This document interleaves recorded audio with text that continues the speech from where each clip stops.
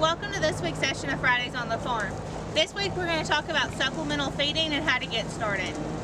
As you get started, there are a couple things you have to ask yourself to make this both economical and beneficial for your herd. The first thing is, who are you feeding? Are you feeding heavy bred cows? Are you feeding early lactation cows? Are you feeding growing calves? They all have different requirements, so it's important that we're reaching the right goals. The second question is, what does your forage source look like? Your forage is going to represent about 90% of their diet, so it's important to know exactly what it is. Whether that's hay, winter annuals, etc., it's important to have that tested so we know exactly what it is that we're feeding, so that we know what we need to supplement with if we do have a deficit somewhere. The third question is, what are your choices in feeding? Do you have options for bulk feed, or are you feeding bagged feed? Do you like cubes? Do you like lick tubs? Are you interested in a custom blend from the local feed mills? There's lots of options out there, and you need to know what's available in your area. The next question is, what do you have the ability to feed at your place? Do you have cows that are out on pasture, and so you may be feeding on the ground, or maybe there's concrete troughs around your field that you can feed in? Or are you feeding calves in a dry lot where instead of just supplementing with a little bit of a second feed, you're substituting their whole diet? Maybe you're grinding silage or something like that. Those are all important components to consider. And with that, what kind of equipment do you need to make it happen? Do you need things like a grinder? Do you need things like concrete feed bunks? Are you going to be bucket feeding everything? Do you need a hay trailer to make it easier so that you can feed hay every day in smaller amounts so that they don't waste as much? There's lots of questions like that you need to consider on the front end. As you get started, it's important to know, what do these cattle actually need, so we know what we need to be feeding them. For most of the examples today, we're going to look at late gestation cows or early lactation cows. Hot Spring County here is a mostly cow-calf operation kind of county. But if you're also growing calves, whether those are preconditioned calves or you're running a stocker program, these are just some of the requirements of the common things we see here around the county. This chart's also at the bottom of a handout I always hand out with hay tests when they come back. So if you've got questions about this, let us know. If you've got cows that are about to calve, they're in that last stage of gestation, they need at least 7.7% protein on a dry matter basis and at least 52% TDN. But now the other side of that coin, if you're trying to grow calves and you're really wanting to push them at 2 pounds a day, you need to be closer to this 13% protein and 69% TDN. So keep that in mind when you're making these decisions and trying to decide what to feed, is what do your cows actually need to accomplish the goals for your operation. This just kicks that into another gear and lets us focus a little bit more. If you've got those growing calves, you do want them to gain that 1.5 pounds per day if they're replacement heifers. It's important to remember that they're only going to intake around 2.3% of their body weight. So we can figure all this stuff and pour them all the feed in the world, but it's important to remember what they're actually going to eat so that we can achieve those goals. What percent of that diet can be made up of your protein? What percent of that diet can be TDN? And the same thing for our cows, whether they're in that last phase of gestation or that first phase of lactation. If you've got new calves on the ground, those requirements are a whole lot higher, and so is that intake. So not only are we thinking about what are we going to feed, but how much are we going to have to feed? One of the first steps in knowing what you need is starting with a hay test. A hay test tells us exactly what we're feeding, and it can be one of the most economical and most beneficial options in your supplemental feeding program, because then you know what you have, so you know what you need to supplement with.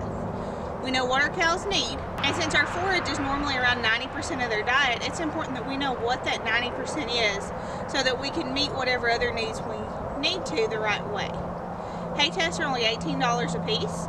I suggest you test each group of hay you have separately, because each time they cut it, each different field it came from is going to be a little bit differently. Even if it's in the same field, if the first cutting was 30 days and the next cutting wasn't for another 60, and the rain was different, there could be lots of reasons why that second cutting of hay is a little bit different. Hay testing is relatively simple. It's something you can do on your own. You can come by the office and check out a soil probe and do it yourself, or you can give me a call and I'm more than happy to come out to the farm and help you do it. So with that, we'll show you what a hay test looks like. So when you go to pull your hay sample, you'll need a hay probe. This one happens to attach to a power drill, which makes life a little bit easier on all of us. We have some at the office as well that can be checked out if you want to pull your own hay sample. When you go to get started, we'll go to the outside of the bale. That way you get a cross section of a sample. That way it represents the whole bale and not just one piece.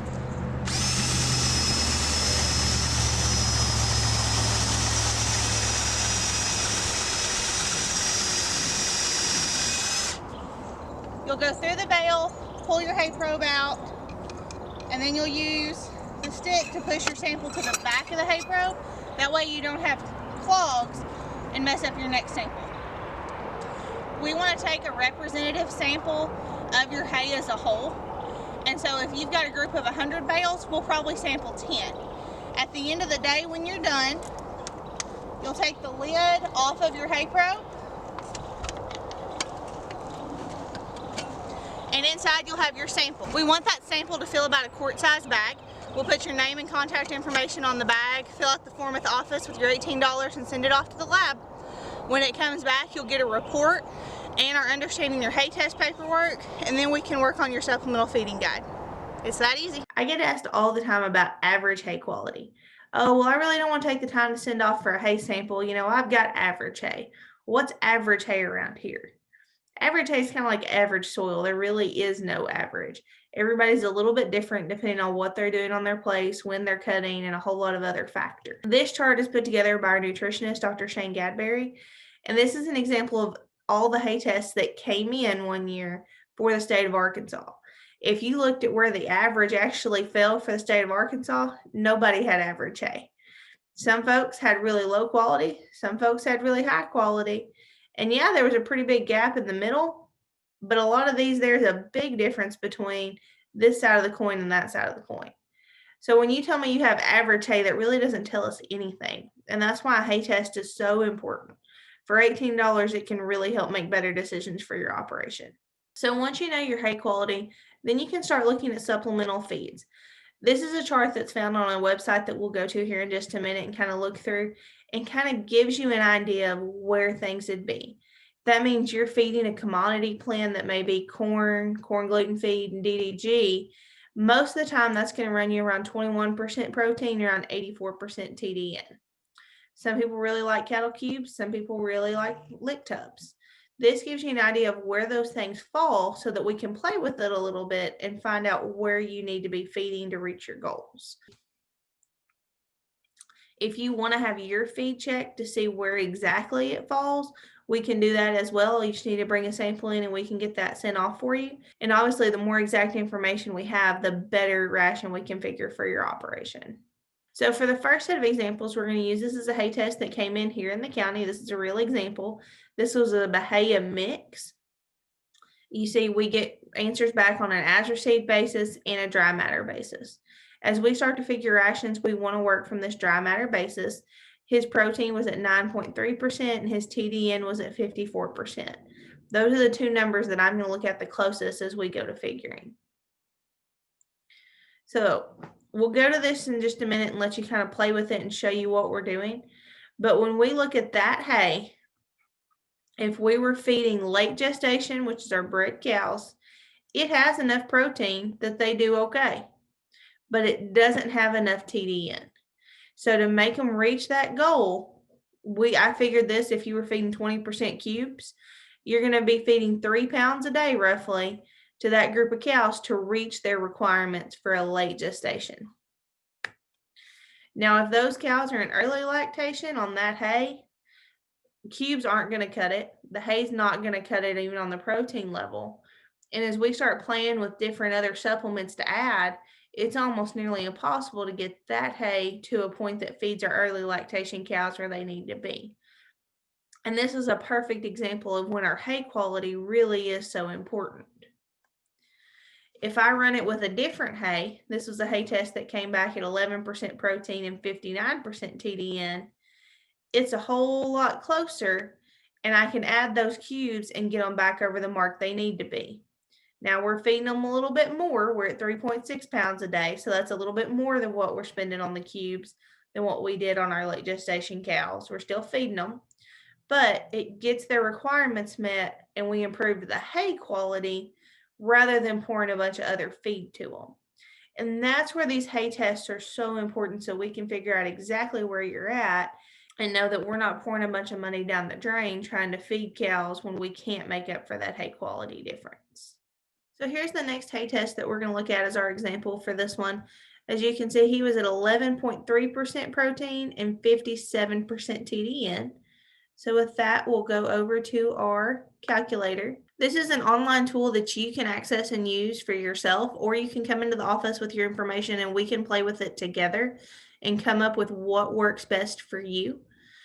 So if we looked at that example, it was a warm season grass. Its crude protein level, it's on dry matter basis, was 11.3. The TDN was 57.2. Now there are a few things that it defaults, and that's why it's important to go through this and check this. Let's say the cows at your place way closer to that 1,100-pound mark, and they're in early lactation. At this point, we can look down here at our chart, and our forage is reaching our protein, but it's not quite reaching our TDN levels. We can scroll down, and that same example table that we worked through earlier is right down here where you can see it. So if we want to use this three-way mix, for example, it's 84% TDN and 21.1 crude protein. So when we scroll back up here to the top, we just input that information. And again, this is that three-way mix.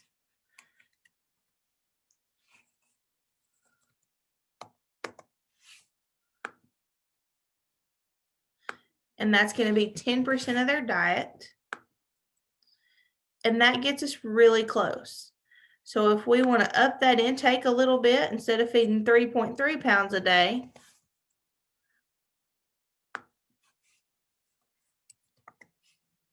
if we upped that to 5 pounds a day, we would be meeting our requirements. And you can go through this and play with different amounts. You can play with different ingredients. But the point is, you want to make sure that you're meeting your protein and your TDN requirements to get those cows where they need to be. Also, keep an eye on how many pounds per day you're feeding. We got to remember how much they're able to intake. And if that number gets over 7 pounds a day, we really need to sit down and do a few more questions about it and work through it a little bit more. General rules of thumb that you can keep in mind as you look at your hay test and you figure out where you're going to need to supplement.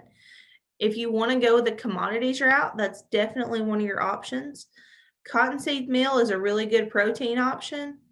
If you need more TDN or energy, you're looking at things like corn, your grains, hominy, soybean hulls, rice bran, things like that. If you need both, you've got options like DDG, corn gluten feed, cottonseed, and soybeans. If you need more of a filler, there's some other options there too. This is just a good rule of thumb to help you make decisions on what those feed options need to be, depending on what you need to do to supplement your hay to reach your goals. The importance of making a plan for your supplemental feeding, I can't stress enough. You always want to plan for feeding at least one season ahead, if not a full year ahead. As you're making those plans, you may want to think about things like how much more that early lactation cow takes. Maybe we don't want to be calving in the winter, so that's going to affect when we turn bulls out. So keeping that plan ahead of time of what you want to do when can't be more important. Another thing you want to think about is where are you going to store that hay? And part of that even comes as early as during hay season in the summer when you get your hay ready for storage. Depending on how you store your hay, if you put the first cutting all the way in the back of the barn and just fill it up from there, you might not be able to access the groups of hay you need to when you need to. You know, we looked at those late gestation cattle can get away with lower requirements than our early lactation cows. If we can store our hay in their separate groups, or at least plan well enough that we can get to what we need to when we need to, that can really impact our ability to supplemental feed the best way and the most economical. You also need to slow down and think about how are you going to feed whatever it is you're going to feed. Are you going to need to invest in some new equipment? What works for your operation? The reason there's so many choices out there is because there's so many different operations and there's not one fix-all for everybody. So take some time, get your hay tested, come see me at the office, let's sit down and look at what you want to do and how you want to do it, and let's formulate a ration that works for you and works for your operation. If you need more information, as always, don't hesitate to call the office. This is one of those things that can get kind of tricky really quick. Don't be afraid to give me a call. We can sit down with your information, with your herd information, your hay test, and what you're feeding and figure out exactly what you need to be feeding your cows. This is that understanding your hay test report. When you get your hay test back from me, it always comes with one of these handouts that kind of walks you through all of that. We've also got some really good fact sheets, and then this is the link to the tool that we used in this presentation. Thank you for joining us for this week's session of Fridays on the Farm. Next week, we're going to talk more about what kind of equipment and facilities might make your life easier as you're feeding this winter. See you next Friday.